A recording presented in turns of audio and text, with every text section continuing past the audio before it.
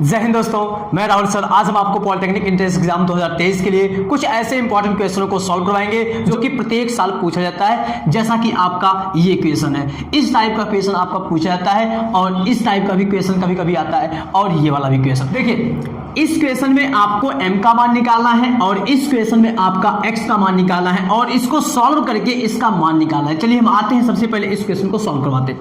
यहाँ पे देखिए, एक ब्रैकेट में ये है, फिर उसके बाद यहाँ ब्रैकेट है। इसका मतलब यहाँ पे बीच में आपका मल्टीप्लाई का है, मतलब आपको गुणा करना है। जब इसको आप सॉल्व करेंगे तो सबसे पहले आपको इसका एलसीएम लेना पड़ेगा। जब आप इसका एलसीएम लेंगे तो यहाँ पे मिलेगा आपको 3 और फिर उसके बाद यहाँ पे 3 - 1 और ये आप इसको लिख सकते हैं 2/3, ठीक ना। और यहाँ पे आप 4 - 1/4 लिखेंगे। ऐसे यहाँ पे आप 5 - 1/5 लिखेंगे और उसके बाद एंड सो ऑन, मतलब डॉट डॉट डॉट, मतलब यहाँ पे और भी वैल्यू है। यहाँ पे इसके बाद में जो वैल्यू होगा आपका 1 - 1/6 होगा। फिर उसके बाद एंड सो ऑन, यहाँ पे आप लिखेंगे n - 1/n। ये आपका कैसे आ रहा सर? एलसीएम लेने के बाद जब इसको आप घटाएंगे तो यहाँ मिलेगा 2/3 और इंटू यहाँ पे कोई चीज नहीं, इसका मतलब आपका ये क्या है, गुणा माना जाएगा और ये आपका हो जाएगा 3/4 और उसके बाद यहाँ पे आपका आएगा 4/5। अब आप देखिए, जिस सीक्वेंस से ये चल रहा है, यहाँ पे 2/3, 3/4, फिर यहाँ पे 4 है तो यहाँ देखिए 4/5, तो यहाँ पे आपका 5/6, ऐसे ऐसे आपका ये वैल्यू मिलता जाएगा और लास्ट में यहाँ पे n - 1/n ये आपका दिया है। आप ये बताइए, ये वाला वैल्यू आपका इसको काट दिया, मतलब पहले का जो हर वाला है दूसरे वाले के अंश वाले को काट रहा है और दूसरे का हर वाला तीसरे के अंश वाले को काट रहा है, ठीक ना। फिर उसके बाद ऐसे ये वाला भी इसे ऐसे कट जाएगा। इसका मतलब है ये लास्ट वाला अपने से पहले वाले से कटेगा, इसका जो हर होगा n - 1 होगा और ये वाला इससे कट जाएगा। अब आप बताइए यहाँ पे बचा क्या? तो आप कहेंगे सर यहाँ पे तो ऊपर केवल 2 बचा है और बाकी ये सब 1 1 1 रहेगा और यहाँ पे n। इसका मतलब इसका आंसर आपका हो जाएगा 2/n। अब चलिए आते हैं इस क्वेश्चन में। इस क्वेश्चन में आपको x का मान निकालना है। किसका मान निकालना? x का मान। अब देखिए, अगर कोई भी त्रिभुज होगा तो उसके तीनों कोणों का योग 180 होगा, इसलिए x + 15 प्लस x - 15 ये वाला, फिर प्लस x + 30 और ये बराबर हो जाएगा 180। ऐसा तो लिखेंगे आप, क्योंकि तीनों कोणों का योग 180 होगा। अब आप बताइए x x x, ये हो गया 3x, ये +15 - 15 कट गया और ये 30 को उधर भेज दीजिए, या तो अभी आप यहीं पे रहने दीजिए, बाद में भेज देंगे, ठीक। अब देखिए, जब यहाँ से आप x का वैल्यू जाएंगे निकालने, 3x इक्वल हो जाएगा 180 - 30, ये घट जाएगा। इसका मतलब 3x इक्वल हो जाएगा 150, 150। अब इसको नीचे भेज दीजिए, x इक्वल ये हो गया 150/3, ये कट गया, आ गया 50। इसका मतलब x का वैल्यू जो आपका होगा इस क्वेश्चन का 50 होगा।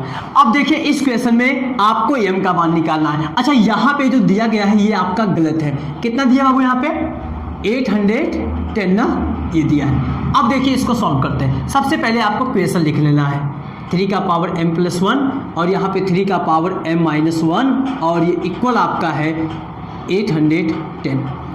देखिएगा, a का पावर m प्लस अगर n रहता है तो आप लिखते हैं a का पावर m × a का पावर n, क्योंकि बेस बराबर रहता है तभी आपका पावर जुड़ता है। यहाँ पे अगर ये माइनस में रहेगा तो यहाँ पे आपको माइनस में लिखना पड़ेगा। सेम यही फंडा हम यहाँ पे लगाएंगे। तो यहाँ बताइए 3 का पावर m × 3 का पावर 1 लिखेंगे और उसके बाद यहाँ पे प्लस 3 का पावर m × 3 का पावर -1 लिखेंगे और ये इक्वल 810।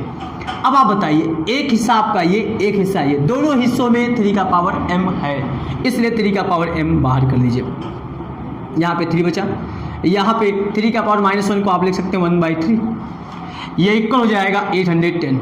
इसका एलसीएम ले लीजिए, 3 का पावर m, ये हो जाएगा एलसीएम 10/3 इक्वल 810, ठीक है। अब इसको 3 भेज दीजिए, 3 का पावर m इक्वल 810 × 3, देखिए इधर आ गया, ये 10 नीचे आ गया, 10 से ये आपका 0 कट गया। इसका मतलब 3 का पावर m इक्वल ये हो गया 81 × 3। इसका मल्टीप्लाई कर दीजिए, या तो आप इसको 3 का पावर में लिख दीजिए। बताइए 81 को आप क्या लिख सकते हैं, देखिएगा 3 तरीका 9 3 27 या 81, मतलब 3 का पावर आप 4 लिख सकते हैं। 3 का पावर 4 ये और 3 का पावर 1 ये, मतलब ये आपका बन जाएगा 3 का पावर 5। तो जब आपका बेस बराबर तो पावर आपका बराबर हो जाएगा, इसलिए ये आपका यम का मान आ गया 5। ठीक है, अब चलते हैं नेक्स्ट क्वेश्चन पर।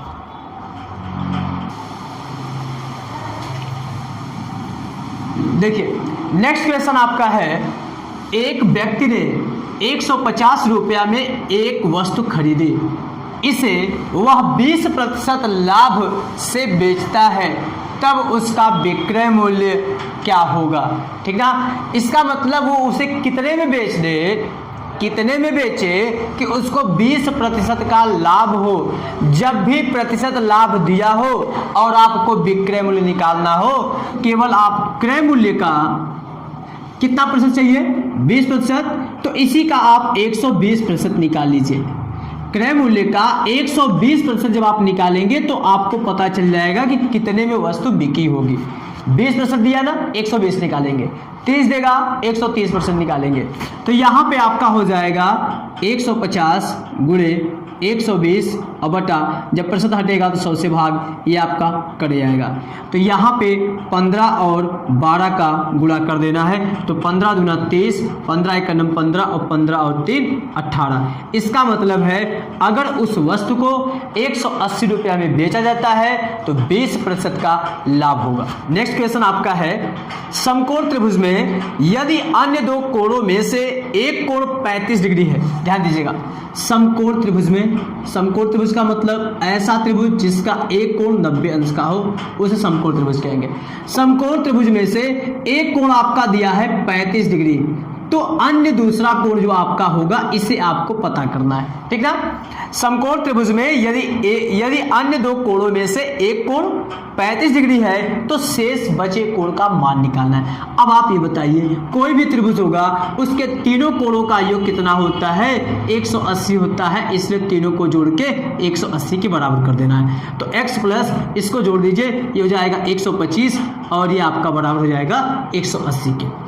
ये आपको 180 माइनस 125 कर देना है, यहाँ से आपका मिल जाएगा x का वैल्यू, इसमें से आप घटा दीजिए 5 हो गया, और यहाँ पे कितना बचा 7 में से 2 गया 5। इसका मतलब 55 डिग्री ये होगा।